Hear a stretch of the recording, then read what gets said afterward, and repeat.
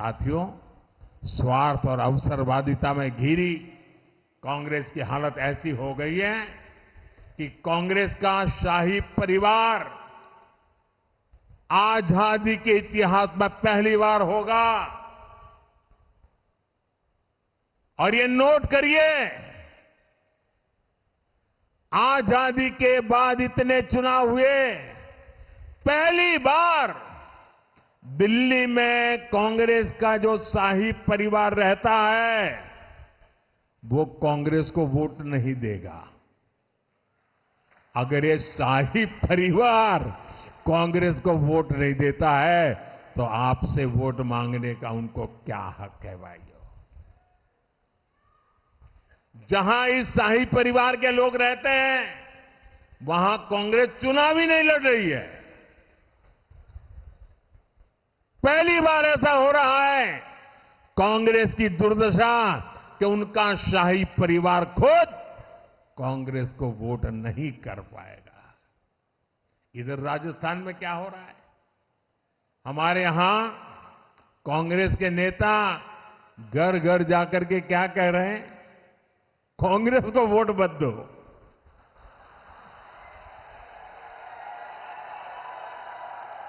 पूरी कांग्रेस पार्टी,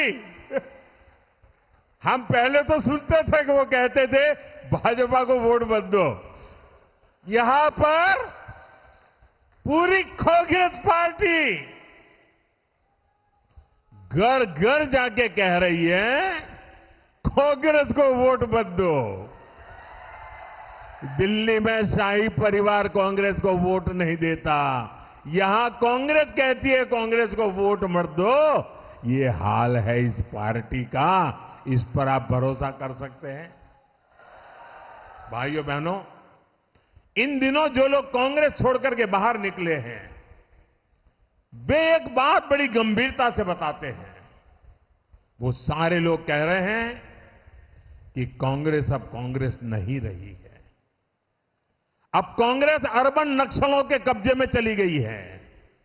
कांग्रेस अब वामपंथियों के चंगुल में फंसी हुई है।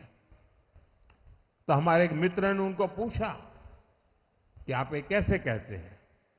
तो उन्होंने कहा उनका मैनिफेस्टो देख लीजिए, इस बार का कांग्रेस का मैनिफेस्टो देख लीजिए।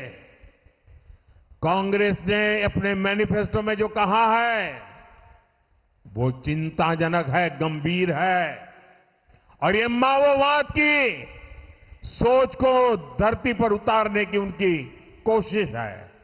उन्होंने कहा है कि अगर कांग्रेस की सरकार बनेगी तो हर एक की प्रॉपर्टी का सर्वे किया जाएगा। हमारी बहनों के पास सोना कितना है उसकी जांच की जाएगी, उसका हिसाब लगाया जाएगा। हमारे आदिवासी परिवारों में चांदी होती है, सिल्वर कितना है उसका हिसाब लगाया जाएगा। सरकारी मुलाजिमों के पास कितना जगह है, क्या है, पैसे कहां है, नौकरी कहां है, उसकी जांच की जाएगी।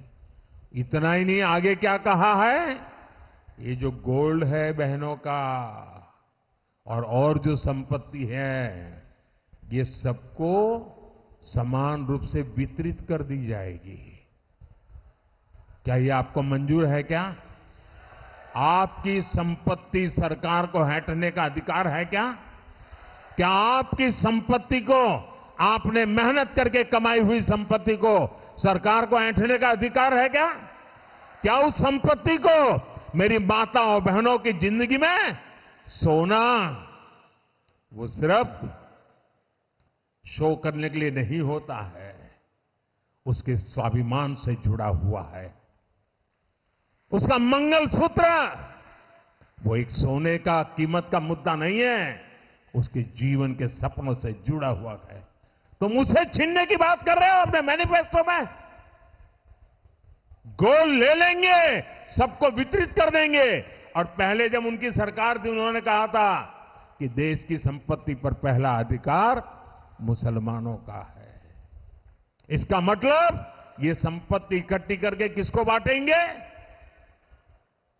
जिनके ज्यादा बच्चे हैं उनको बांटेंगे।